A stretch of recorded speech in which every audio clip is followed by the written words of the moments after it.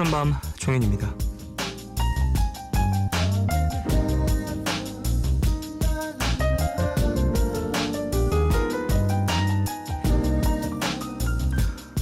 우리는 흔히 긴장을 하면 긴장을 풀어야 한다는 생각을 먼저 떠올리게 되는데요. 한 실험에 따르면요, 마음을 진정시켜야 한다고 나를 달랠수록 오히려 심박수가 오르고 집중력이 흐려진다고 하죠.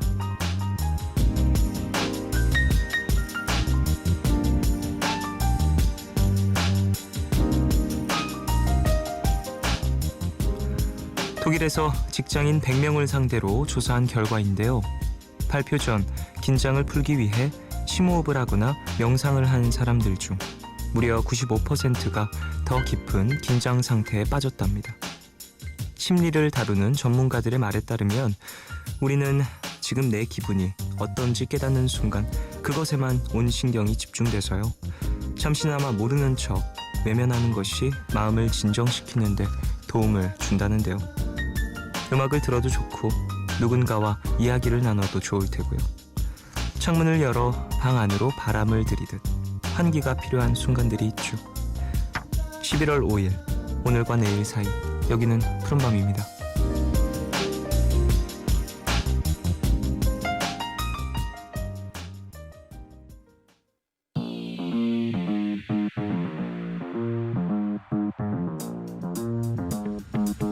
Let's get it. 11월 5일 토요일, 오늘 첫 곡으로 들으신 곡은 마마무의 뉴욕이었습니다. 마마무 이 팀 참 매력적인 팀인 것 같아요. 노래도 너무 잘하고 무대도 되게 에너지 넘치게 꾸미는 멋진 팀인 것 같습니다.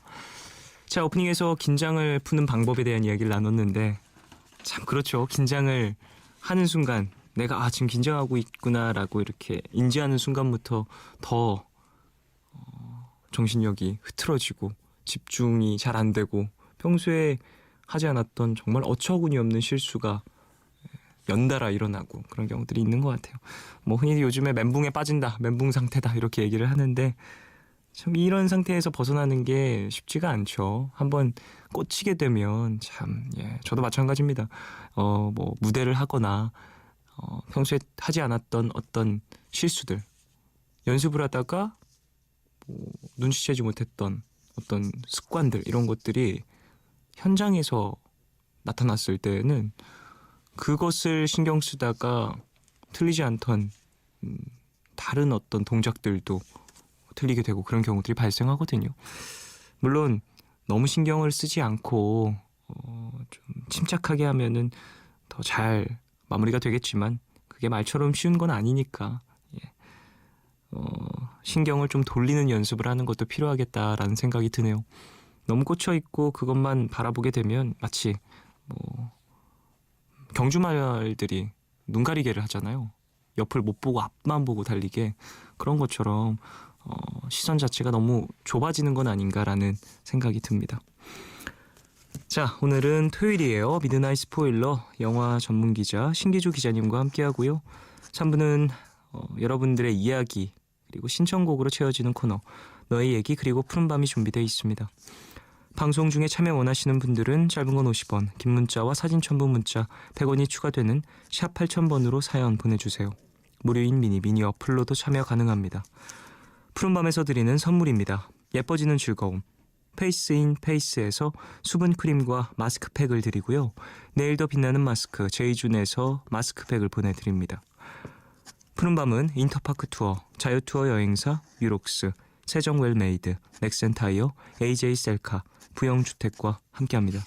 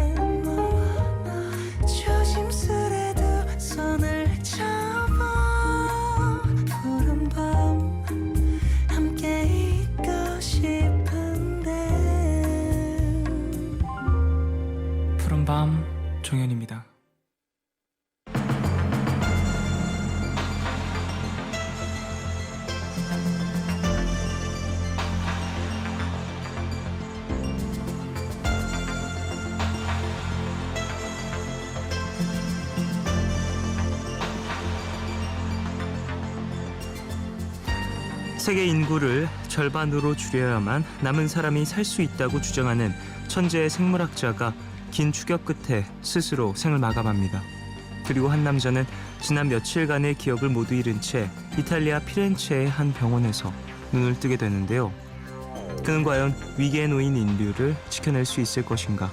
미드나잇 스포일러 지금 시작합니다.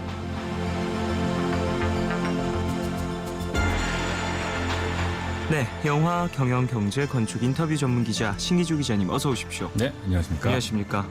이야, 시작이 상당히 무섭습니다. 소름 끼치는 그런 오프닝이었어요. 네, 사실 지구상에서 가장 큰 문제 덩어리는 인간 그 자체라고 하죠. 네네. 인간이 등장하면서 멸종한 동물만 수십 종류에 달하고 네. 인간이 지구라고 하는 가이아 생명체에 해당되는 이 존재를 좀먹고 있다라는 것. 이게 가이아 이론이거든요. 예. 그러니까 이제 그 지구라고 하는 생태계의 인간은 일부분이 뿌신 것이지 인류가 만물의 영장인 건 아니라는 거죠. 네. 인간의 역사를 중심으로 지구 역사를 생각하지 말고 60억 년 이상이나 되는 지구의 역사 안에서 인간은 버그일 수도 있다는 거예요. 네. 근데 이거는 영화에서 자주 인용되는 소재이기도 합니다. 근데 이 영화 오늘 다룰 인페르노에서도 그 이야기를 하고 있네요. 상당히 이런 내용을 담은 만화들도 꽤 많이 있고요. 영화들도 꽤 많이 있고 많은 예술 작품들이 있는데 이런 뭐 인간의 어떤 숫자 혹은 인간이 범하는 어떤 자연의 큰 피해들 이런 것들이 큰 영감이 되는 것 같아요. 많은 사람들에게도. 참 역설적인 건요. 또 어떤 나라에서는 출산율이 저하된다며 예. 인구가 감소된다며 걱정이죠. 뭐 한국도 대표적인 그렇죠. 국가 중에 하나고 이웃나라 일본도 마찬가지고. 네.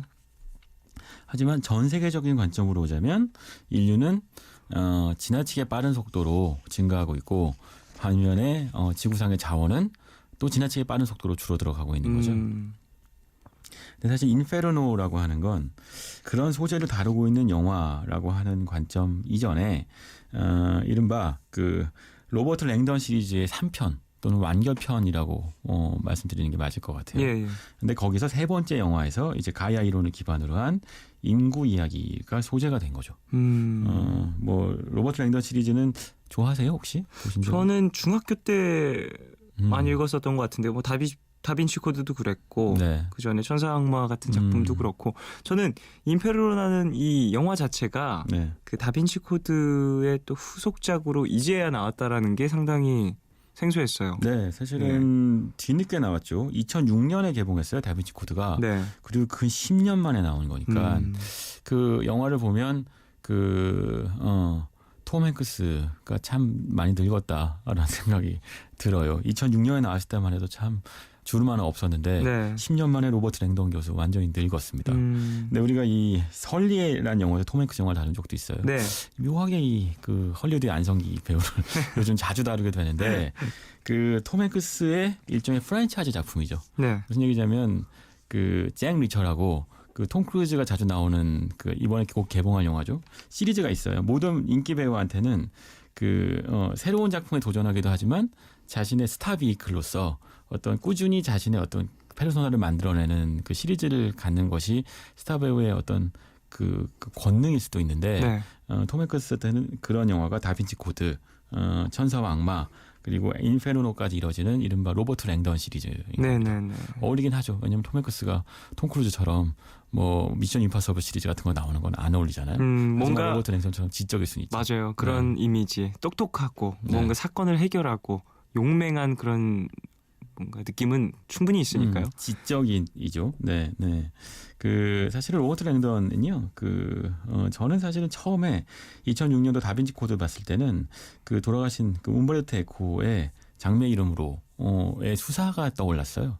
왜냐하면 에코도 마찬가지고 이 댄 브라운의 이 소설도 마찬가지고 기본 모티브는 끊임없이 그 성경, 기독교에서 오는 어떤 소재를 과장하기도 하고 또는 뭐 살을 덧붙이기도 해서 네네. 만든 어떤 그 미스터리거든요. 예. 그러니까 지적 미스터리인데 그 미스터리가 기독교라고 하는 그 종교 안에서 작동하죠. 그러니까 그런 것이 굉장히 에코적이라는 느낌을 받았었는데 네. 그 중에 톰 행크스가 연기한 로버트 랭던은 말하자면 장르 이름으로 해서 나오는 수사 이쇼 코너가 연기했던 인물보다 훨씬 더 세속적인 탐정일 거예요. 그러니까 세속화된 영적인 탐정이겠죠. 예, 영적인 예. 세계를 탐사하는 탐정인데 그 세 번째 이야기인 인페르노에서는 그 완결이 됩니다. 어떤 시리즈물의 종지부를 찍는다라고도 볼 수 있겠네요. 네, 네. 그러면 이 인페르노 사실 귀에 익숙한 단어이긴 합니다만 네. 어떤 의미를 갖고 있는 단어인지도 알고 싶은데요. 인페르노는 지옥을 뜻해요. 네. 그 단테가 신곡을 썼죠. 그러니까 흔히 지옥편이라고 표현하는 게 예. 인페르노고요. 그러니까 이른바 성경에서 지옥이라고 하는 그러니까 성경 안에서 천당과 지옥이 있다고 얘기하는 것조차도 사실 그 기독교의 어떤 종교 발전 과정에서 보면 어떤 시기에 이제 그런 식의 설정들 또는 상상들 또는 종교적 가르침들이 덧붙여지게 되었죠. 근데 그리고 그것을 단테가 신곡에서 지옥편을 쓰면서 구체화시켰어요. 그래서 어떤 지옥이 있고 무슨 거짓말하는 사람, 가늠한 사람이 가는 지옥 이런 것들을 지옥을 설계했다고나 할까요? 예, 예. 그러니까 정확하게는 신이 만든 지옥을 지상에 그림 또는 글을 통해서 구현한 게 단테였고 그 글로 구현한 인페르노를 이 보티첼리라는 이 화가가 이 지옥의 지도라는 그림을 그려서 우리가 볼 수 있는 시각적인 모습으로 보여줬죠. 예. 그 인페르노는요, 그 단테하고 보티첼리의 그림과 지옥편 신곡의 모티브로 이루어지는 미스터리입니다. 그렇군요. 사실 무거운 그리고 상당히 큰 음모들이 많이 쌓여 있을 것 같다라는 생각이 드는데요. 지옥이잖아요, 지옥. 예, 맞습니다. 근데 여기가 지옥이지. 네. 예, 아직 못 가봤으니까요. 네. 저희 지옥이 어디가 더 지옥인지는 예, 아직 확인을 못했죠. 자, 노래를 한 곡 듣고 와서 영화에 대해서 얘기를 더 나눌게요. 마마스건의 인페르노 듣고 오겠습니다.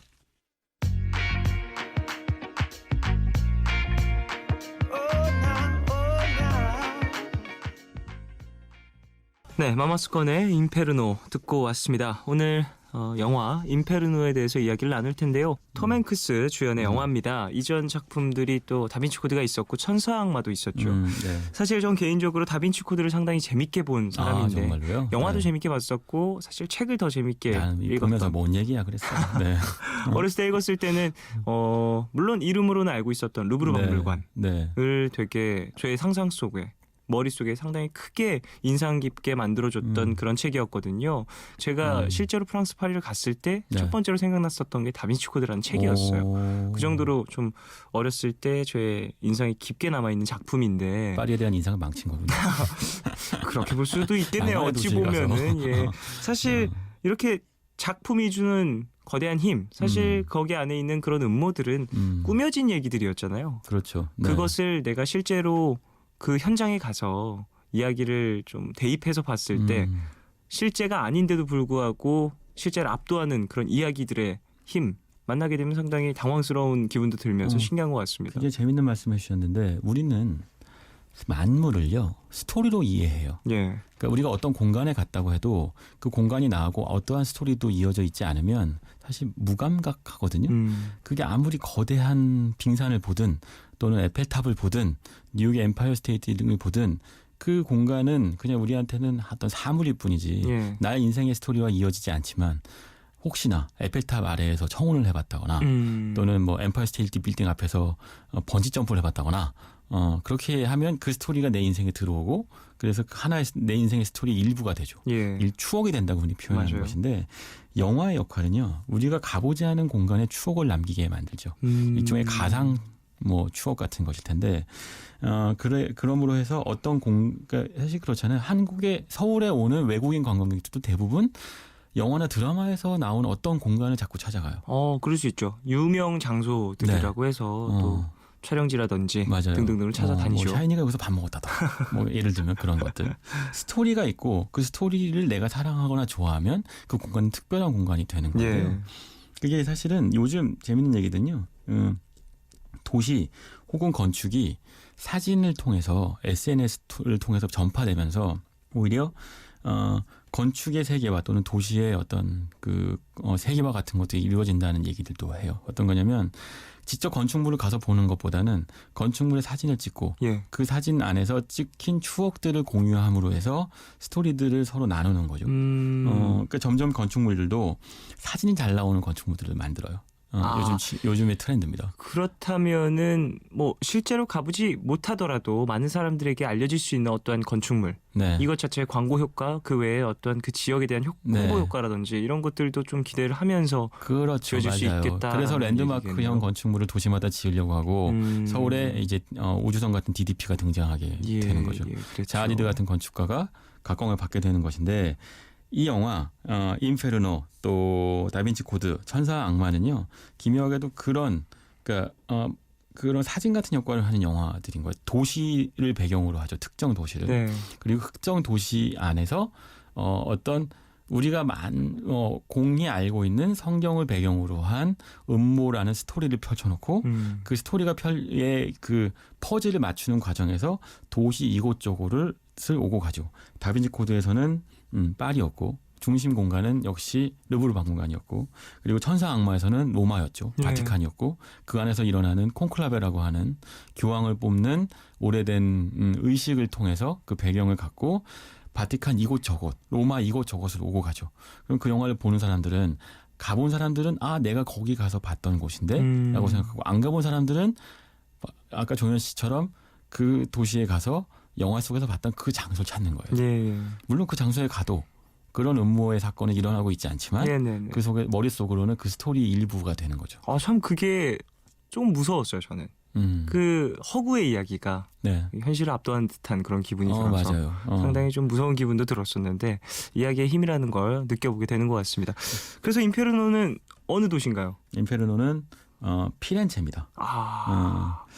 그러니까 단테 그리고 보티첼리 그러니까 사실 다 르네상스의 그 대표적인 작가들이고 네. 또 화가들인데 그 이탈리아의 그 르네상스의 중심지였던 피렌체를 배경으로 하고 있고요. 피렌체로 가면 이제 뭐 두오모 성당이 있고 두오모 성당 가면 뭐 사랑과 열정 사이인지 냉정과 열정 사이. 냉정과 열정 사이구나. 네. 피렌체는 냉정과 열정 사이죠. 저는 뭐 사이 같아요. 냉정과 열정도 아니고. 네. 그랬군요. 네.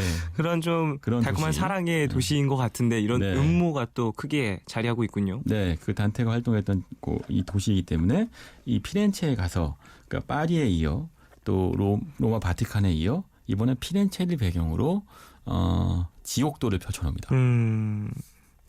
어떤 식으로 그려질지 상당히 궁금하기도 한데 사실 전 그게 더 궁금해요. 오랜 시간 좀 공백기가 있었습니다. 이런 중간에 어떤 이유가 있어서 촬영 자체가 멈췄던 건지 이제야 좀 세 번째 작품이 나온 이유가 있을까요? 사실은 2009년 이후에 네. 몇 년 만인가요? 지금 거의 10년 가까이인데 꽤 오랜 시간이 걸려서 소평이 나왔는데요. 사실은 이 시리즈의 원작 소설 작가는 댄 브라운이죠. 네. 댄 브라운이 다빈치 코드 천사와 악마, 인페르노 사이에 로스트 심벌이라고 하는 작품을 네. 썼어요. 근데 이 작품을 원작으로 한 영화를 만들지 않았던 거죠. 공백기의 원인은 거기에 1차적으로 있었고요. 그리고 이제 인페르노가 나오면서 인페르노를 소재로 한 영화를 찍게 되었었고 또 하나는 사실은 랭던 시리즈의 인기가 다 천사와 악마 이후로 그렇게 높지 않았어요. 그러니까 댄 브라운의 소설도 마찬가지였고요. 네. 그러다 보니까 영화화할 만한 충분한 동기가 없었고 그 사이에 이제 영화의 감독인 론 하버드나 톰 행크스의 일정들이 있었죠. 그런데 결국은 이 두 감독과 배우가 댄 브라운 시리즈의 로버트 랭던 시리즈에 대한 애정이 있었으니까 이 영화가 만들어졌는데 이 인페르노라고 하는 이 영화의 소재는요. 아까 이제 이 방송에 모두에 말씀드렸던 것처럼 가이아 이론을 배경으로 하고 있어요. 예. 그게 좀 흥미로운데요. 다빈치 코드나 천사와 악마는요. 사실은 특히 다빈치 코드의 경우 영화를 보셨고 이 10년 전 영화니까 예수 그리스도의 후손이 살아있다라고 하는 게 중요한 미스터리죠. 예.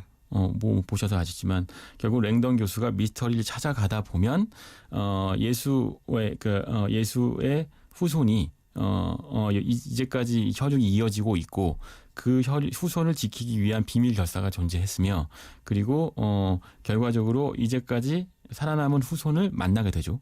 그 만나 바로 옆에 있었어요. 네. 알다시피. 그러니까 사실은 굉장히 그러니까 종교의 정통한 종교적 교리의 입장에서 보자면 굉장히 위험한 발상이죠. 그렇죠. 천사와 악마도 마찬가지입니다. 그러니까 콘클라베라고 하는 신성한 교리, 그 새로운 교황을 뽑는 의식 안에 음모가 판을 치고 그 안에 이제 비밀 결사단체라고 하는 일루미나티가 등장해서 예. 음모를 꾸미죠. 이거 역시도 사실은 기독교 또는 카톨릭의 교인들 입장에서 보면 지나친 상상이라고 생각할 수 있어요. 그러니까 이 두 작품이 종교단인들한테는 굉장한 반발을 샀었고요. 네. 랭던 시리즈의 목적과 달리 논란거리가 되었었죠. 반면에 그래서 영화가 이제 시간이 끌었던 이유이기도 하지만 인페르노에서는 사실은 가야 이론은 기독교 교리하고는 별 관계가 없어요. 물론 소재는 단테의 지옥도를 갖고 마치 기독교적인 소재를 끌고 온 것처럼 보이지만 실제로는 여기서 랭던은 셜록 홈즈 같은 탐정에 가까워집니다. 영적인 탐정이라기보단 조 브리스트라고 하는 아까 말씀드린 그러니까 이제 모두 말씀한 천재 생물학자가 있고 예. 이 생물학자가 지나치게 인구가 늘어나고 있다고 주장하면서 전 인류의 인구는 마치 멸망하기 1분 전 상태만큼 불어넣어져 있다. 그러니까 인위적으로 바이러스를 개발해서 인구를 절반 이하로 줄여야 한다. 대신 지구는 인페르노, 지옥이 되겠죠. 그러니까 결국 지상의 지옥을 강림시켜서 인구의 절반을 줄이고 대신 인류가 계속 번성할 수 있게 해야 한다는 파시즘적, 이게 폭력적 이론을 주장하고요. 예, 예. 그 이제 지지자들을 모아서 이런 식의 이른바 박테리아 테러를 벌이려고 하고 로버트 랭던은 이 문제를 해결하려고 하는 사람으로 나오죠. 사실 앞선 작품들하고 좀 다른 거예요. 예. 작품 자체가 상당히 민감한 작품이고 종교인들에게 큰 반발을 살 수 있는 사실 내가 믿고 있는 어떠한 무언가를 이제 예술화한다라는 것 자체가 상당히 민감한 부분이기 때문에 상당히 더군다나 이런 대중문화 네. 예술로 표현이 됐을 때 더 민감한 반발을 사는 경우들이 많이 있는데요. 이게 이런 겁니다. 사실 그 대중문화의 그 픽션은 어찌 보면 언론의 자유만큼이나 상상의 자유가 보장돼야 되는 영역일 거예요. 하지만 실제로는 아무리 이 영화가 상상의 작물이라고 주장해도 당사자에 해당된다고 느끼는 사람들의 반발을 사기 마련이거든요. 예. 근데 그게 정치라면 또 예민한 문제가 되지만 종교라면 굉장히 광신도적인 반발을 불러일으키기도 해서 언론들도 사실은 종교를 다루는 건 굉장히 예민한 문제로 생각합니다. 예. 그렇죠. 아시다시피 종교는 참 복잡한 문제예요. 맞습니다. 우리도 느끼고 있는 것처럼. 예. 근데 그렇기 때문에 인페르노에서는 오히려 그 종교의 문제를 비켜가요. 그래서 로버트 랭던 교수가 역설적으로 로버트 랭던답지 않죠. 그러다 종교의 보니까 미스터리를 풀고 있지 않거든요. 사실은. 네. 앞편에 나왔었던 그 두 작품과는 또 다른 어떤 전개 방식이 그리고 영화 내에서 담아지는 그런 어떤 무게감 이런 네. 것들이 좀 다를 수 있을 것 같다는 생각이 듭니다. 랭던이 영적 탐정은 더 이상 아닌 거죠. 예. 자, 광고를 듣고 와서 얘기를 더 나누도록 하겠습니다. NBC FM for you. 어두운 건 싫어 근데 밤은 좋아 스치듯 잡아준 네 손 같아 오늘도 잠이 안 와 날 기다려줘 날 생각해줘 같이 있어줘 매일 밤 이렇게 여기서 푸른밤 광고 듣고 오셨습니다. 미드나잇 스포일러 신기주 기자님과 함께하고 있어요. 인페르노 영화에 대해서 이야기를 네. 나누고 있는데요. 앞서서 영화에 대한 컨셉 그리고 어떻게 영화가 시작될지도 얘기를 좀 나눴습니다. 자, 사실 기억을 잃고 네. 병원에서 일어나게 되는 맞아요. 저도 사실 깜짝 놀랐어요. 음. 이 영화의 시작이 랭던이 앞선 천사와 악마나 다빈치 코드에서는 우아해요. 예. 그러니까 두뇌로 문제를 해결하고 몸을 쓰는 법은 없습니다. 세상의 모든 지식을 다 알고 있는 것 같은 그런 천재적인 기억력과 지식을 갖고 있고 예. 그런데 이 인페르노에서는 정말 지옥에서 갓 돌아온 것처럼 초췌해요. 첫 장면부터 내가 왜 피렌체에 와 있는지 모릅니다. 뭔가 육체적인 뭔가 무리가 있었다라는 네, 거겠죠. 총상이 머리에 총상이 나 있어요. 그리고 치료하는 과정에서 갑자기 이탈리아 경찰이 다가와서 총을 쏘며 랭던 교수를 죽이려고 합니다. 그리고 며칠간의 기억이 없고 자기가 무엇을 해결하려고 여기에 와 있는지도 몰라요. 그냥 겨우 기억하는 건 내가 누군다 정도? 아 정말요? 네. 며칠간의 기억뿐만이 아니라 좀 인생에 대한 기억이 사라진 건가요? 그러니까 단기 기억 상실증에 걸린 건데요. 예. 처음에는 이게 총상 때문이라고 생각하죠. 어쨌든 그런데 한 가지 클루만 있습니다. 이게 뭐냐면 들고 있는 어떤 막대기 같은 게 있는데 예. 이걸 열었더니 그 안에 일종의 영사기 같은 게 있는 거예요.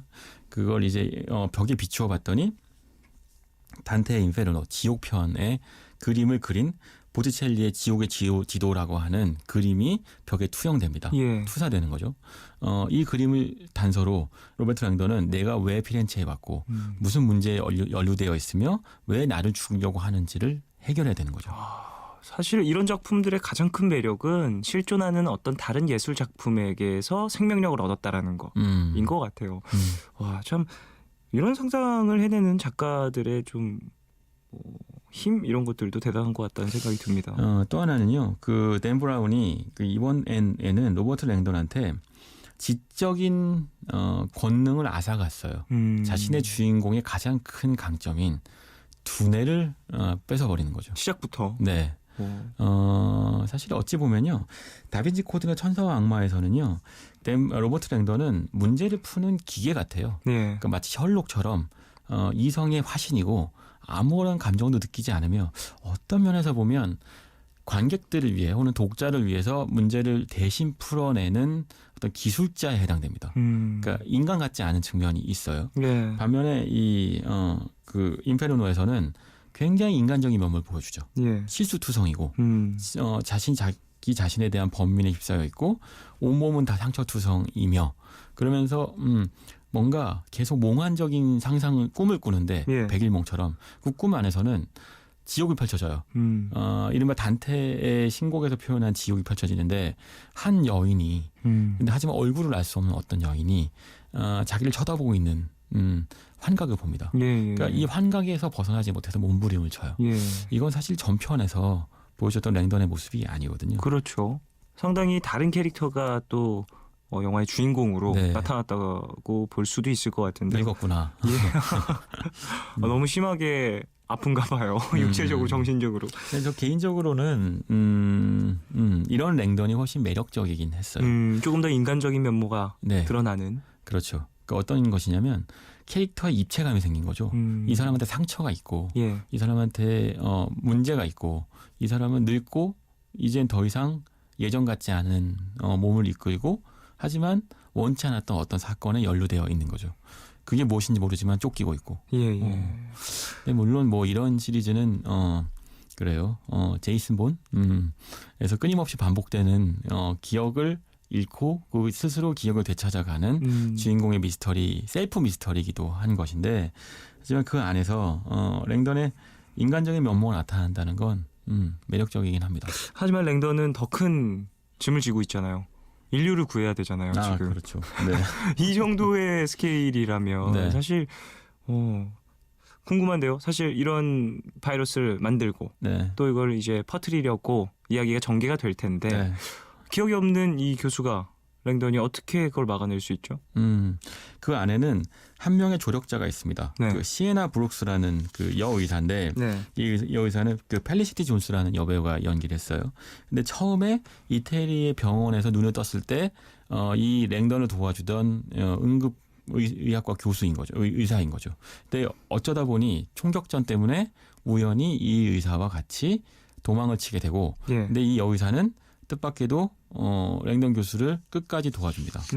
쫓기는 랭던 교수를 자기 집에 데려다주고 데리고 가고 숨겨주고 네. 그리고 이 랭던 교수가 자신의 기억을 되찾도록 돌아주면서 사건을 같이 풀어가는 조력자 역할을 해주죠. 근데 이게 다빈치 코드에서도 천사와 악마에서도 늘 이런 조력자가 있었어요. 네. 그리고 특히 다빈치 코드에서는 이 조력자 역할을 그 오드리 토트가 연기한 소피를 연기한 오드리 토트가 했는데 아시다시피 영화 보신 분들은 아시겠지만 오드리 토트한테는 큰 비밀이 있었죠. 예. 엄청난 비밀이었고 네, 어마어마한 이 비밀이 캐릭터가 있었고. 없었으면 네. 마무리가 되지 않았을 네, 거죠. 맞습니다. 예, 네. 시작도 안 했을 거예요. 네. 예, 힘을 가진 중요한 역할을 가진 조력자죠. 조력자들이 있는데 이유가 있을 것 같습니다. 도와줬던 그녀도. 아니 우리가 많은 비밀이 있는데요. 예. 이 인페르노의 핵심이기도 해요. 어쨌든 이야기를 하고 싶은 게 하나 있는데 어떤 거냐면 이 안에서 이게 바이러스예요. 바이러스를 해결하기 위해서 의 문제를 대처하기 위해서 나서는 국제 기구가 있습니다. 이게 우리가 흔히 아는 WHO예요. 예. 국제보건기구가 나서서 근데 이 사람들이 저도 영화를 보고 처음 알았어요. 이 사람들이 공권력이어서 첩보원들처럼 움직이더라고요. 그냥 총도 쏘고 WHO가. 그래요. 네. 아, 그렇겠죠. 예, 세계 전 어찌 세계적으로 보면 움직이는 전쟁보다 기관이니까. 더 위험한 어떤 그 전 세계적인 팬데믹 그러니까 그 질병 창궐을 막기 위해서 WHO가 로버트 랭던 교수를 쫓아요. 예. 랭던 교수는 왜 쫓기는지 모르지만 WHO가 쫓고 있고 자기한테 뭔가 어떤 바이러스성 물체에 대한 접근할 수 있는 무슨 비밀 키워드가 있는 게 아닌가 싶기도 하고 아까 말씀드린 그 그림을 투영했더니 그 안에 당연히 뭔가 퍼즐이 있는 거죠. 숨겨진 어떤 알파벳들이 있고 이 알파벳을 조합하니까 비밀스러운 그 키워드가 뭐냐면 seek and find예요. 그러니까 구하면 찾을 것이다. 찾으라는 거죠. 계속 찾아. 그래서 이 퍼즐을 풀기 위해서 피렌체의 이곳저곳을 옮겨 다닙니다. 가장 유명한 베큐 궁전에 가서 유명한 그림들을 보고 보티첼리의 그 그림 안에 숨겨져 있는 어떤 비밀들을 찾아내 다니는 할로윈 같은 일을 하죠. 네. 사실 이런 작품들을 봤을 때는 뭐 전 세계적인 뭐 이런 기관들의 움직임 이런 것들도 네. 엿볼 수 있고 물론 사실과는 다를 수 있겠지만 그런 것들을 엿볼 수도 있고 참 국제기관들이 움직이는 것들을 보면서 네. 그런 큰 기관들이 괜히 더 악인 것처럼 표현이 되는 경우가 많이 있는 것 같습니다. 그런데 이 WHO에 수장이 있어요. 예. 근데 이 수장이 여자거든요. 그런데 이 수장과 로버트 랭던 교수가 예전에 썸을 타던 사이. 아, 예. 심지어 네. 썸인가요? 네, 이 세 편 시리즈 중에서 이런 스토리가 나오는 건 저도 처음 봤어요. 로버트 랭던이 굉장히 인간적으로 등장하거든요. 예. 과거의 스토리들이 등장해요. 얘기하기들. 근데 이 랭던 교수가 이 여성한테 쫓기면서 WHO 쫓기면서도 이 여성은 오히려 거꾸로 랭던 교수의 안위를 걱정해요. 그게 사실 관객들한테 의아한 점이죠. 그 랭던 교수는 심지어는 그 예전에는 데드 마스크라고 해서 그 중세 그 르네상스 시대 때까지만 해도 죽은 사람이 죽으면 죽은 사람의 얼굴을 그 본으로 떠서 석고로 만들었거든요. 예. 단테의 데드 마스크가 있는 거예요. 그 데드 마스크를 을 보러 가요. 그게 어떤 퍼즐이 있고 비밀이 있다고. 근데 아이러니한 거는 가봤더니 단테 데드 마스크가 없는 거죠. 그래서 그 데드 마스크를 찾아봤더니 나중에 이제 CCTV로 돌려봤더니 훔쳐간 사람이 바로 하루 전에 맞던 랭던 교수인 거예요. 네. 그러니까 자신이 저지른 범죄조차도 기억 못할 만큼 쫓기고 있는 인물인데 그 인물을 쫓는 여자는 거꾸로 WHO의 수장인 이 여성은 랭던 교수를 보호하고 싶어하고 왜 걱정하고 있어요. 여기에 미스터리가 있죠. 그 이유들이 영화를 보면 또 네. 알 수 있게 되겠네요. 감독과 이 배우들에 대한 얘기도 살짝 나누고 싶은데 이 작품은 계속해서 같은 감독이 진행을 했었나요? 네, 론 하워드 감독인데 론 네. 하워드 감독은 뭐 잘 아시다시피 뷰티풀 마인드에서 아카데미 감독상을 탔었죠. 예. 그리고 뭐 아폴로 13에서는 톰 행크스하고 같이 나왔었어요. 네. 뭐 유명한 대사죠. 휴스턴 문제가 있어. 또 뭐? 또 뭐가 있는데? 이번에 문제가 있습니다. 인페르노 문제가 있죠. 그리고 근데 론 하워드 감독한테 특히 톰 행크스한테도 마찬가지인데 이 랭던 시리즈는 감독한테도 굉장히 중요한 프랜차이즈인 거예요. 톰 행크스하고의 인연은 84년도에 스프레시라고 인어공주 모티브로 한 영화였어요. 그러니까 지금은 뭐 옛날 모델이 됐지만 데릴 한나가 인어공주로 나왔었던 예. 인어로 나왔던 영화에서 톰 행크스가 등장하기도 했었고 그러니까 톰 행크스하고는 그렇게 따지면 거의 30년 인연인 거죠. 꽤 오랜 시간 서로 네. 함께 작품을 하기도 했었던. 꾸준히 같이 성장해온 예. 그러니까 일종의 영화적 예술적 동반자인 거죠. 그래서 결국은 인페르노까지 영화를 찍게 되고요. 그러니까 둘은 영화 보시면 느끼실 텐데 랭던이라는 캐릭터에 대한 론 하워드 감독과 톰 행크스의 애정이 느껴져요. 제가 아까 WHO의 여성 그 수장이 있다고 했었죠. 썸을 탔던 어떤 인물. 예. 그러니까 랭던 교수가 이성의 세계를 넘어서서 어떤 감성 또는 감정 또는 사랑이라는 세계와 맞닿아서 행복해지길 원한다는 시선이 느껴지는 영화예요. 아, 그렇군요. 어. 이 캐릭터에 대한 애정들, 배우와 또 감독과 또 제작진들의 그런 네. 애정들도 묻어나는 작품이라고 볼 수 있겠네요. 사실 저- 시리즈물로 이어지는 작품들은 그런 것들이 후속편으로 넘어갈수록 더 뚜렷하게 진해져요. 진해지는 네. 경우들이 있죠. 마치 멜 깁슨이 주연한 리셀 레폰 시리즈가 있어요. 아, 예. 예. 그 시리즈에서는 처음에는 굉장히 고독한 하이에나에다 사회 부적응자로 나왔던 리셀 레폰의 그 멜 깁슨이 시리즈가 거듭될수록 굉장히 인간적인 사람으로 변해가고 시리즈의 마지막엔 결혼도 하고 가정도 꾸리고 그리고 제일 마지막의 장면에서는 동료들과 같이 기념사진을 찍는 걸로 영화가 끝납니다. 네, 진정한 해피엔딩. 네. 그러니까 그건 근데 그 제작진도 또 캐릭터도 모두가 다 가족처럼 변해버린 거죠. 수년에 걸친 시리즈를 통해서. 댄 브라운의 로버트 랭던 시리즈도 마찬가지인 거예요. 10년 이상에 걸친 시리즈를 통해서 캐릭터에 대한 애정 또는 서로에 대한 우정 같은 것들이 영화의 어떤 묻어나고 배어나죠. 그렇군요. 자, 노래를 듣고 와서 얘기를 더 나누겠습니다. 바스틸의 폼페이 듣겠습니다.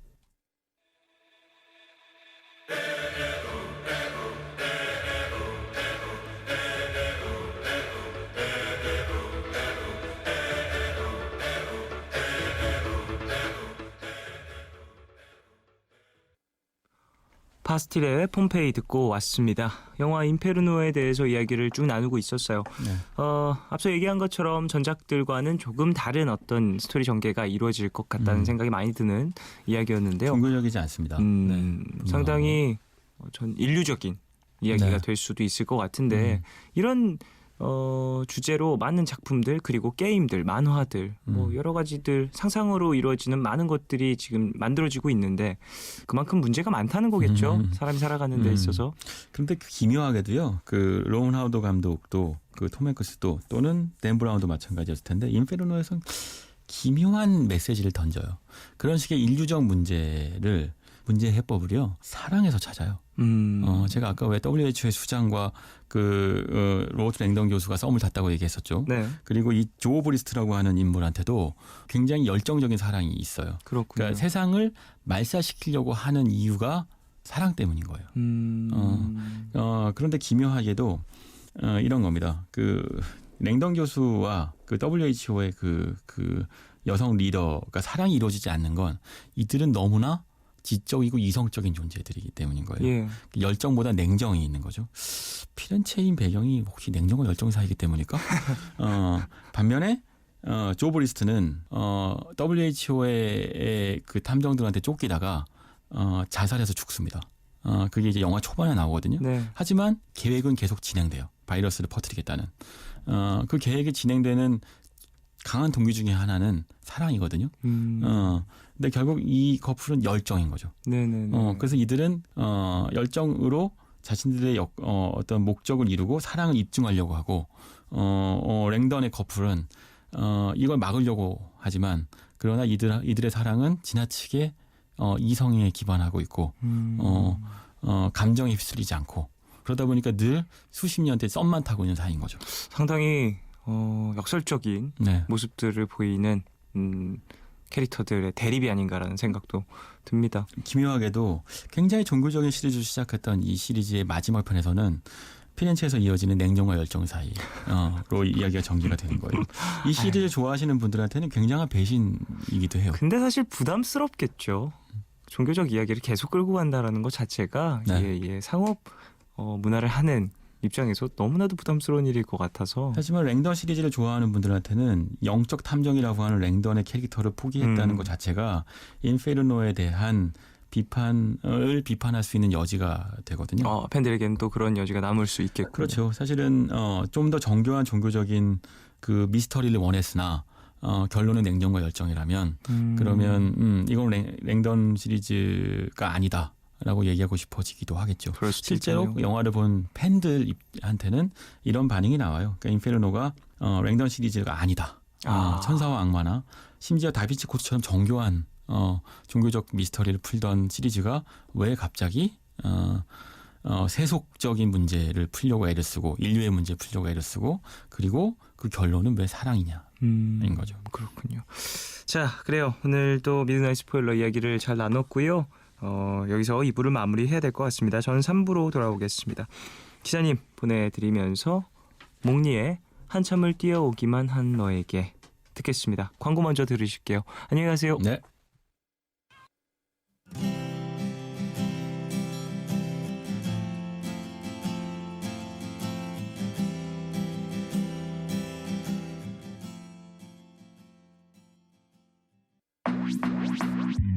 오늘과 내일의 애매함 그 경계선 사이 시작과 끝이 만난 시간 작별과 만남의 인사 안녕 또 다른 안녕 매일 하지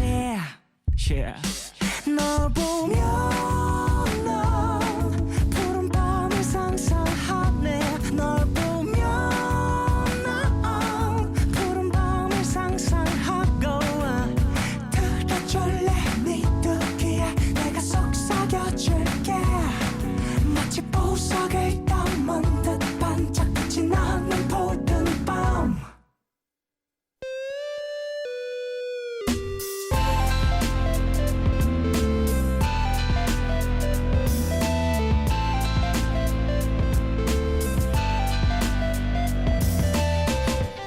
푸른 밤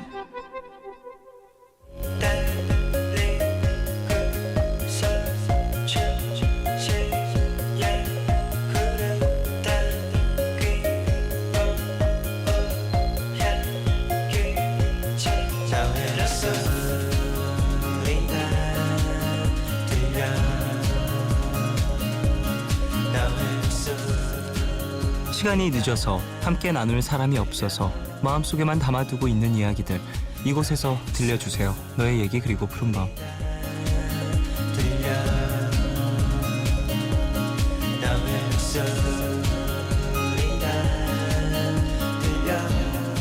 이 시간 참여 원하시는 분들은요 푸른밤 홈페이지 사연과 신청곡 게시판에 글 남겨주시면 되고요.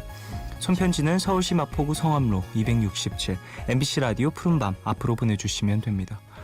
그럼 사연 만나볼까요? 김민주님, 이제 수능이 진짜 코앞인데 감기에 걸렸어요. 훌쩍이고 기침하는 소리 때문에 독서실에서 눈치 보며 공부하다가 왔어요. 당일날은 컨디션이 좋아야 할 텐데 걱정이에요. 쫑디도 추워진 날씨에 감기 조심하시길 이라고 보내주셨습니다. 그러게 말이에요. 건강 컨디션 관리가 진짜 중요할 텐데 민주씨 내일 눈 뜨면 진짜 깨끗이 나 있으시길 바라겠습니다. 저 같은 경우에 얼마 전에 좀 야외 촬영이 있었는데 그 촬영 진행하다가 좀 그 당일은 잘 모르겠는데 역시 항상 감기는 다음 날도 훅 오는 것 같아요. 그래서 살짝 고생을 했었는데 근데 또 이제 비타민 잘 챙겨 먹고 의식을 하면서 따뜻한 옷 챙겨 입고 잘 때도 좀 따뜻하게 자고 하니까 그래도 어느 정도 회복이 되더라고요. 민주 씨도 관리 잘 하시고 마지막인데 좀 민감해지셨을 것 같은데 예민해지셨을 텐데 그런 것들 잘 관리하셔서 최상의 컨디션을 만드시길 바라겠습니다. 5002님, 올해 휴대폰으로 찍었던 사진들을 정리하고 있어요. 1월 1일부터 찍은 사진이 거의 3,000장 가량 되는데요. 1년 동안 아무것도 한 게 없는 줄 알았는데 참 많은 일들이 있었네요. 잘 나온 사진들은 인화도 하고 잊고 지낸 사람들에겐 오랜만에 연락도 해보려고요. 종현 DJ는 올해 한 해 사진을 얼마나 찍었나요? 플로라이다의 I don't like it, I love it 신청합니다 라고 보내주셨어요. 저 사진 되게 많이 찍었어요. 뭐 촬영하면서도 많이 좀 남긴 것 같고 그 이후에 좀 저희 집 강아지 사진을 좀 많이 찍었고요. 제가 동영상 찍는 습관이 좀 생겨서 예, 동영상을 좀 많이 찍었어요. 요즘엔 사진도 많이 물론 찍었는데 어떤 친구들과 같이 있을 때도 동영상 좀 많이 찍고 술 마시고 또 친구들이랑 같이 취한 친구 놀리는 동영상 찍고 뭐 그런 것들이 좀 많았습니다. 이런 거 남겨두면 나중에 또 휴대폰 열어봤을 때 즐거움이 있죠. 플로라이다 그리고 로빈 시크, 버딘 화이트가 함께한 I don't like it, I love it. 5002님이 신청하신 노래 듣고 오겠습니다.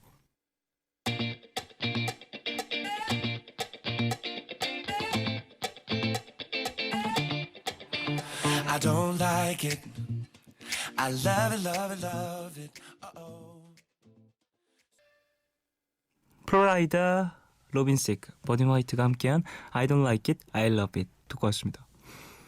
푸른밤 가족들의 사연 계속 만날게요. 송선희님, 작년 이맘때쯤 20년을 일한 회사에서 1년의 안식년 휴가를 얻고 푸른밤을 처음 접했는데요. 이제 여느 직장인들처럼 다시 출근을 하게 됐어요. 지난 1년같이 자주 듣진 못하겠지만 그래도 자주 찾아올게요. 그동안 참 고마웠어요, 종현씨. 브라운 아이즈의 벌써 1년 부탁해요 라고 보내주셨습니다. 안식년 또 가지셔서 어느 정도 휴식을 취하시고 예, 그간 푸른밤과 또 함께 이 시간을 보내셨었던 것 같은데 사실 일을 시작하시면 또 어려울 수 있죠. 예, 또 회사에 출근 시간이라는 것이 있고 퇴근 시간이라는 것이 있으니까 생각이 나시고 또 여유가 되실 때 찾아와 주시면 감사하겠고요. 그간 또 1년간 많은 도움이 되었었으면 하네요. 푸른밤이. 유미림님, 제주도에 취직한 지 3달째 됐어요. 동료와 원룸에서 둘이 살다가 얼마 전 회사의 지원을 받아 투룸으로 옮겼답니다. 취직한 건 좋은데 남자친구와 갑자기 장거리 연애를 하게 됐어요. 그래도 제 의견을 존중해줘서 흔쾌히 보내준 남자친구의 배려에 아낌없는 사랑을 보낸다고 전해주세요. 제주도면 정말 이건 한국 안에서 가장 거리감을 느낄 수 있는 장거리 연애인 것 같아요. 어쨌든 배, 비행기를 타야 갈 수 있는 곳이니까 뭐 약속을 꼭 하고 만나야만 하는 그런 어떤 연애 스타일이 되신 것 같은데 어쨌든 서로 이야기를 잘 나누셔서 앞으로도 예쁜 연애하시길 바라겠습니다. 3달 정도 됐다라고 하면 적응하는 기간 만드시느라고 조금 지금 정신이 없으실 텐데 그래요. 취직한 그곳에서도 재밌는 즐거운 행복한 어떤 일들이 많이 일어나길. 5105님, 저는 힘들어도 주위 사람들에게 걱정을 끼치기 싫어서 티내지 않는데요. 그게 마음에 쌓이다 보니 어느새 속상함이 눈덩이처럼 불어나 있더라고요. 그냥 말하지 않아도 누군가 알아서 위로를 해주면 참 좋을 텐데 괜찮다고 지금까지 잘해왔다고 그렇게 말이죠. 오늘도 답답하고 속상한 날이었지만 내일은 좋은 일이 있겠죠. 스탠딩 에그의 햇살이 아파 신청합니다. 이렇게 말을 안 하고 속으로 삼키시는 분들이 있죠. 예, 어떤 마음인지도 알고 그런 분들을 또 많이 만나봤고 그리고 사실 이런 모습을 단 한순간도 안 취해본 사람은 없을 거예요. 어느 정도는 다들 또 삼켜보기도 하고 나의 상처라든지 이런 것들을 좀 숨기기도 하고 다들 비슷하게 살아가긴 하는 것 같은데 이걸 한순간 보여줘야 할 용기도 필요한 것 같아요. 나의 상처를 좀 누군가에게 나의 통증을 누군가에게 이제 알릴 그런 용기가 있어야 되는 것 같다는 생각이 듭니다. 이렇게 한순간에 눈덩이처럼 커진 거는 내가 좀 감당하려고 해도 너무 좀 어디서부터 손을 대야 될지 감이 안 올 때가 있으니까 그 정도로 커지지 않게 그 전에 조금씩은 사전작업을 해둬야 된다는 생각이 듭니다. 브라운 아이즈의 벌써 1년, 송선희님 신청곡이고요. 스탠딩 에그의 햇살이 아파, 5105님 신청곡 두 곡 듣고 오겠습니다.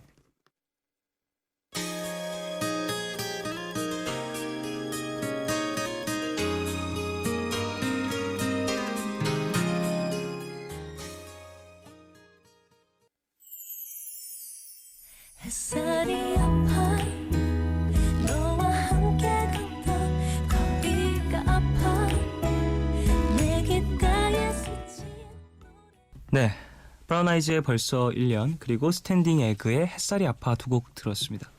4815님. 저녁을 사러 나갔다가 예전 애인을 만났어요. 그는 절 못 봤는데 혼자 깜짝. 근데 그 순간에도 그래도 내가 애인 고르는 눈이 있었구나 하는 생각이 드는 거 있죠. 동시에 내가 5년 동안 만난 사람들 중에 가장 말짱해 보이네 하는 생각도 들고. 제가 지금 혼자라서 그냥 스치듯 마주친 것뿐인데 많은 생각을 하게 하네요. 아, 짜증나 라고 보내주셨습니다.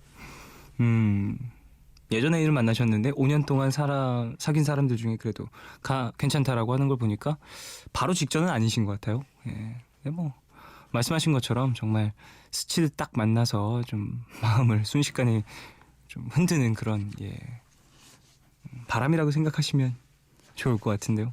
무슨 마음인지 이해가 가죠. 애인뿐만이 아니더라도 어떤 많은 걸 나눈 사람과 좀 소원해졌을 때 다시 딱 스치면서 만났을 때 되게 뭔가 추억에 젖는 그런 기분들을 우리가 느끼잖아요. 사랑일 경우엔 더욱더 크게 느낄 수밖에 없는 거고, 그게 돌아갈 수 없다면 그걸 그냥 그 순간의 어떤 추억으로, 그리고 뭔가 향수로만 좀 이렇게 남겨두는 게 좋은 것 같다는 생각이 드네요. 이주영님. 저는 주말에 제 방 대청소를 해요. 하고 나서 깨끗해진 방을 보면 뿌듯한데 너무 오래 걸리는 게 단점이에요. 스트레스 받을 때에도 방 정리를 하면서 푸는데요. 언니가 생산적인 스트레스 해소법이라고 좋아하네요. 지금 막 청소가 끝났는데 신청곡 들려주세요. 서태지와 아이들의 이제는 부탁합니다 라고 보내주셨어요. 청소로 스트레스 푸시는 분들이 꽤 계시더라고요. 뭔가 어지럽혀져 있는 것을 치우면서 얻는 그런 즐거움, 기쁨, 그리고 그걸 치우면서 동시에 좀 나의 마음도 같이 좀 정리하는 그런 시간들을 가지시는 분들이 있는데 그래요. 좀 그런 시간들이 매일 필요할 수 있잖아요. 청소라는 것들도 이제 매일 하시는 분들이 있고, 이런 것들을 좀 주기적으로 하시면서 스트레스도 해소하시고 나에 대한 어떤 자기 관찰도 끊임없이 하시길 바라겠습니다. 이런 생산적인 스트레스 해소법은 정말 부럽긴 하네요. 저는 스트레스 해소법 운동은 그래도 좀 생산적이죠. 그 정도인 것 같아요. 나머지는 다 말하기도 민망할 정도의 해소법이어서. 0255님. 저는 일에 치여 정신없이 바쁜 평일에 주말 소망 리스트를 적으며 고됨을 견디는데요. 막상 주말이 되면 그 리스트의 반도 이루지 못하고 허무하게 다시 평일을 맞이하게 되더라고요. 오늘도 온전히 저에게 주어졌던 저만의 시간을 잘 보내지 못한 것 같아서 씁쓸해요.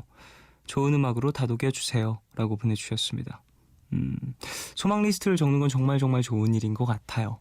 근데 이것 때문에 좀 뭐랄까 좀 씁쓸하다라고 하면은 마무리가 그래도 행복하면 더 좋을 텐데 라는 아쉬움이 남는 것 같습니다. 글쎄, 소망 리스트라는 건 또 소망일 뿐이고 그걸 위해서 내가 노력을 했다라는 게 또 더 중요한 거라고 생각을 해요. 사실 시간이라는 게 항상 또 한정적이고 주말이라는 건 더더욱이나 짧으니까 값지게 보내고 싶은 마음이 물론 크겠지만 소망 리스트를 쓰고 또 그거를 좀 실천하는 것에서도 큰 의미가 있는 거니까 마무리 못했다고 해서 다 하지 못했다고 해서 좀 씁쓸하다 이런 생각보다는 되게 이거는 해서 되게 재밌었고 즐거웠어. 다음 주에는 좀 남은 것들을 좀 더 즐겨볼까. 이거는 또 얼마나 즐거울까. 이런 기대감을 가지시는 건 어떨까라는 생각이 드네요. 자, 서태지와 아이들의 이제는 이주영님 신청곡 듣고 오겠습니다.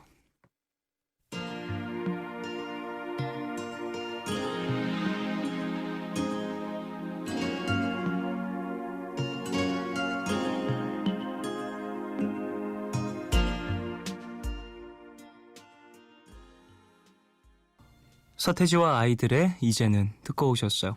7485님. 이사 온 지 3달 만에 드디어 방에 커튼을 달아요. 내일 달기로 해서 푸른밤 들으면서 방 정리를 하고 있는데요. 처음에는 너무 낯설던 집인데 어느새 익숙해졌네요. 앞으로 더 많은 추억들이 쌓일 제 공간에서 푸른밤도 잘 들을게요. 엘 바너의 Only Wanna Give It To You 신청해요 라고 보내주셨습니다. 커튼 다셨다고요? 커튼 하나로 진짜 방 분위기 확 달라지는데 본인의 스타일에 딱 맞는 커튼 고르셨겠죠. 낯선 공간이 익숙해져 가고 또 그 공간이 또 나의 어떤 취향들이 묻어나고 그런 것도 참 재밌는 일들인 것 같아요. 저는 최근에 제 방에 새로 들인 게 없어요. 최근에 들인 게 딱히 없고 꽃 말린 거 드라이 플라워 뭐 그렇게 얘기하던데 꽃 말린 거 몇 개 더 걸어놨어요.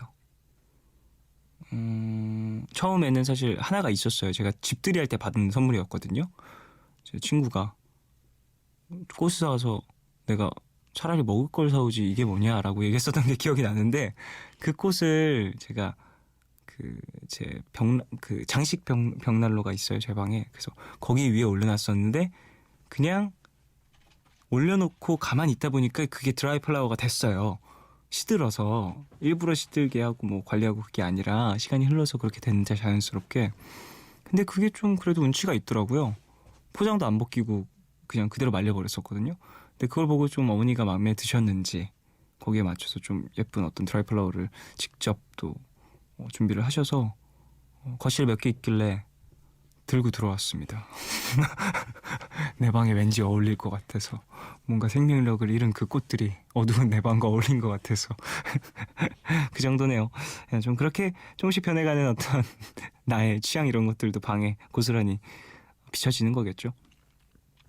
정유담님, 미국으로 미술 유학을 준비하고 있는 학생입니다. 입학 원서를 준비하면서 작업했던 것들을 다시 보는데 정말 다 아쉬움 투성이네요. 그렸던 그림들도 모두 처음처럼 다시 손보고 싶고 그냥 제 그림들이 다 미묘하게 어긋나 있는 엉터리 같다는 생각이 들어서 종일 우울했어요. 근데 푸른밤 들으면서 누워있으니까 다시 기운이 나네요.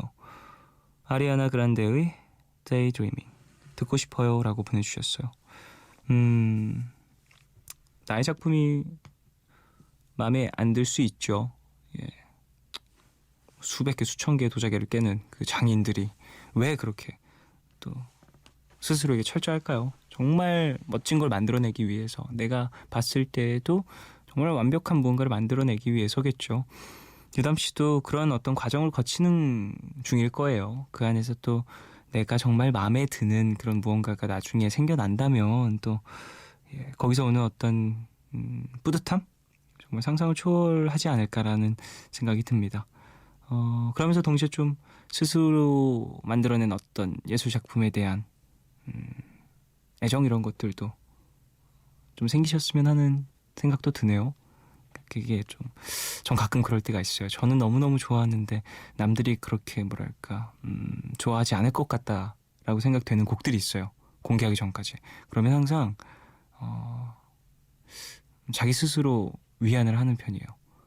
그래, 이 곡은 사람들이 그렇게 많이 좋아하지 않더라도 내가 다른 사람들이 다른 곡을 좋아해 주는 것보다 훨씬 좋아해 줄 거니까 괜찮아 하면서 뭔가 좀 제 앨범에 그런 곡들이 있었어요. 뭐 첫 번째 베이스 앨범에서는 네온이라는 곡이 좀 저한테는 다른 사람들은 듣기 힘들어할 수도 있겠지만 너무 복잡하고 화성도 막 불협화음도 많이 나오고 되게 막 일부러 계산적인 좀 어려운 진행들이 되게 많아서 좀 듣기 거북할 수도 있어, 힘들 수도 있어. 하지만 난 이게 너무 좋으니까 내가 더 좋아해줘야지 뭐 이런 생각도 한 적이 있었거든요. 유담 씨도 스스로 만들어낸 어떤 작품의 애정을 조금씩은 길러보시길 바라겠습니다. 노래 듣겠습니다. 엘바노 그리고 제이콜의 Only Wanna Give It To You, 7485님 신청곡, 아리아나 그란데의 Daydreaming, 정유담님 신청곡 두 곡 듣고 오겠습니다.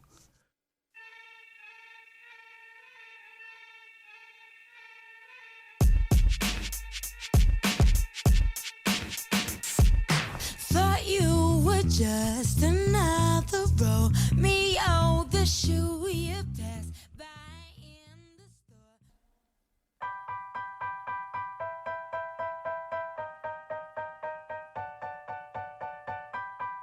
You walked in, caught my attention. I've never seen.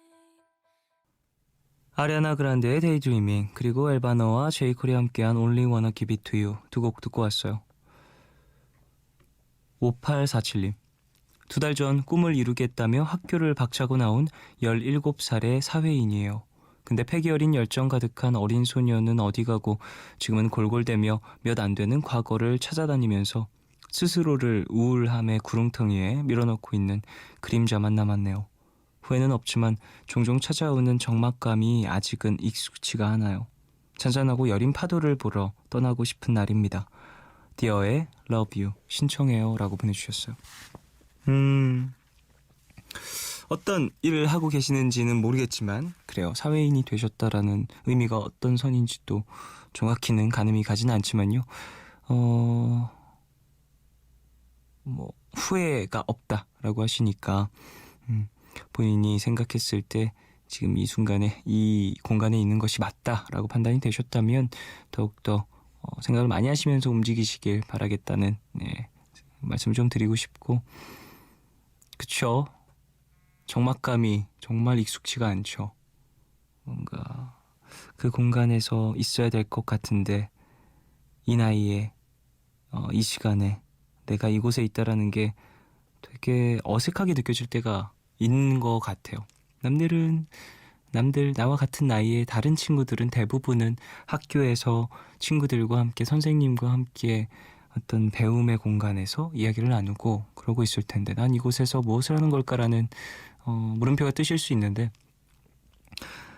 그곳이 낫다라고 말할 수도 없고 지금 사연자분이 계신 곳이 더 좋은 곳이다라고 말할 수도 없겠지만 중요한 건 어느 공간에 있든 그 공간에 맞춰서 노력할 수 있는 부분들을 채워나간다면 분명히 또 거기에 걸맞는 결과가 생성이 된다는 얘기를 좀 해드리고 싶어요. 저 같은 경우에도 여기에 대한 고민이 되게 많았었고 학교 다닐 때 학교 다니다가 결국에는 저도 이 공간은 나의 공간이 아닌 것 같다라는 생각에 또 학교에서 이제 나와서 다른 공부를 하러 갔었던 것이고, 그리고 그 공부를 하다가도 저 항상 좀 방송에서 얘기를 되게 많이 했지만 제가 음악 학교를 다녔고 그냥 고등학교를 다녔었거든요. 두 곳을 다녔는데요. 인문계 고등학교는 1년 조금 넘게 다녔었고요. 음악 학교는 대부분 이렇게 얘기를 하면 음악 학교에서 제가 거의 뭐 한 2년 정도 학교를 다녔던 걸로 아시는 분들이 많은데 저 거의 한 8개월 정도? 정말 짧게 다녔어요. 그 학교도 비교적. 그래서 제가 고등학교 생활을 한 걸 쭉 따지고 보면 2년이 좀 안 되는 1년 반 조금 넘는 그 정도 시간이더라고요. 쭉 계산을 한번 해보니까. 근데 따지고 보면 그 시간들이 결국 저는 이제 학교를 2번 관둔 거였고 그 이후에 검정고시를 봤던 건데 저는 그 선택을 딱딱딱 했을 때도 항상 후회가 없었고 그 순간에 항상 되게 엄청 고민을 많이 했었던 것 같아요. 되게 치열하게. 한 100번이 뭐예요. 정말 수천 번 고민을 했겠죠. 지금 내가 뭘 해야 되는지를. 그러니까 대부분 무언가를 하고 싶다는 생각이 들면 그때 내가 뭘 하면 이렇게 뭘 하고 있으면 그때 내가 뭘 하고 있을까? 그때 내가 뭘 준비하고 있을까? 뭘 좀 이뤄냈을까? 내가 뭘 더 해낼 수 앞으로 더 할 수 있을까? 이런 생각을 좀 많이 하게 됐던 것 같은데 그럼 뭔가 현실적인 선택을 좀 마주친 이후로는 지금 내가 뭘 해야 될까라는 생각을 진짜 많이 하게 됐던 것 같아요. 그래서 좀 현실적인 어떤 음악 관련돼 있는 공부, 악기 연주, 그 외에 노래 부르기 뭐 그런 것들을 되게 치열하게 많이 할 수 있었던 상황이었던 것 같아요. 사연자분도 본인의 선택이 본인을 좀 더 현실적으로 필요한 부분들을 찾을 수 있는 길을 인도해 주길 바라겠습니다. 7949님, 지난번에 소개받은 남자분 만난다고 굶어야 할까 고민했던 사람이에요. 쫑디 말을 듣고 무작정 굶지는 않고 자신감을 갖고 진짜 제 모습을 보여주고 왔는데요. 다시 만나기로 또 약속을 했답니다. 들떠서 요즘 잠이 안 와요. 와, 축하드립니다. 그래요. 이게 되게 중요한 거예요. 이게 굶어서 만약에 그렇게 굶어서 막 고생하면서 막 뭔가 그 사람을 만났었다라고 했으면 이 다시 만나자라는 반응 자체가 내가 또 그렇게 굶어갖고 고생해서 그렇게 된 건가? 그러면 그때도 나 다 굶고 그때까지도 또 계속 막 그래야 하는 건가라는 고민이 왔을 수도 있습니다. 그러니까 건강을 해치면서 그렇게 하지 마시고 다들 건강하게 건강 관리하시면서 몸 체중 관리 그런 것들도 물론 중요하긴 하지만 무리는 하지 않으셨으면 좋겠네요. 소개받으신 분과는 어떻게 될지 앞으로도 중계 부탁드립니다. 디어의 Love You 듣고 오겠습니다.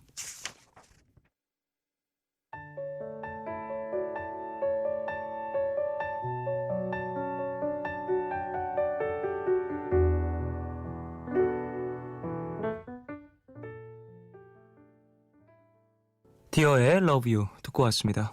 8580님, 저 오늘 생일이었어요. 근데 3년째 고시생 신분이라 미역국을 먹으면서도 불안하고 그런 제가 너무 속상했어요.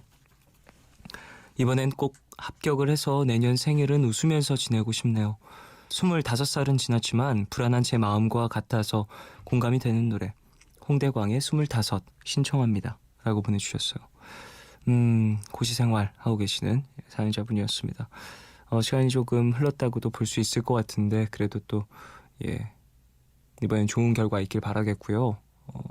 미역국을 먹으면서도 불안하고 이렇다라는 게 미역국 먹으면 또 좀 어떻게 된다라는 안 좋은 얘기가 있으니까 그런 걸 텐데 미신입니다. 이런 거 다 너무 그렇게 신경 쓰지 마시고 기분 좋게 식사하시고 더군다나 생일이니까 일단 저도 축하한다는 이야기를 전해드리겠습니다. 신청곡 좀 이따가 들어드리도록 하죠. 천혜진님, 이밤중에 푸른밤을 들으며 홍차에 케이크를 먹고 있어요. 칼로리가 걱정되지만 그래도 행복하네요. 휴식에는 달달한 게 최고인 것 같아요. 푸른밤도 달달하게 부탁드려요 라고 보내주셨습니다. 홍차에 케이크 맛있겠는데요. 케이크를 먹으면 기분이 좀 묘해지는 것 같아요. 뭔가 케이크는 글쎄 저만 그런가요? 케이크는 좀 특별한 날 먹는 기분 아니에요? 뭔가 축하받거나 어떤 기념일이거나 그럴 때 많이 먹었던 것 같아요. 저는 제 돈 주고 케이크 사본 적이 몇 번 없거든요. 그래서 누군가 이제 예를 들면 저의 생일날 깜짝 파티를 해주기 위해서 케이크를 샀다든지 혹은 몇 주년을 기념하는 케이크라든지 그런 것들을 만나서 먹었던 적은 있는데 그래서 케이크를 먹으면 기분이 좀 묘해지는 경우가 있는 것 같아요. 아니요, 저는 케이크 먹으면 항상 기분이 묘한 것 같아요. 그래서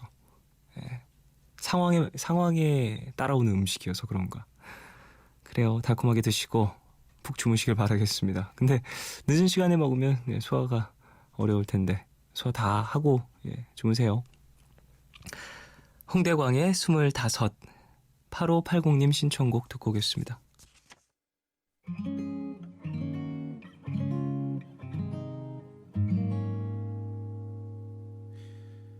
무엇이 되려 했던 걸까?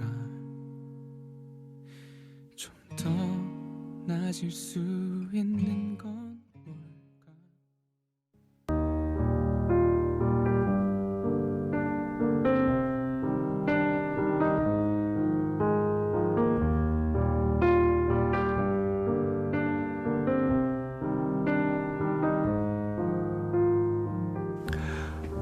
내일 너에게 푸른밤의 마지막 시간은 내일을 시작하는 여러분께 드리는 곡으로 준비하고 있죠.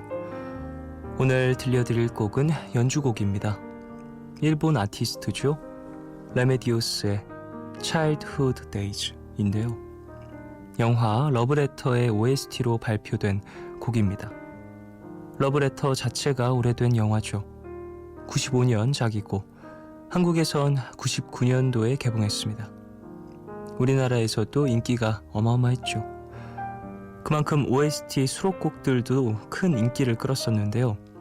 그 중에서도 오늘 들으실 Childhood Days는 눈으로 뒤덮인 북해도의 이국적인 풍경과 학창시절을 떠올리게 하는 서정성이 고스란히 잘 녹아있는 곡입니다.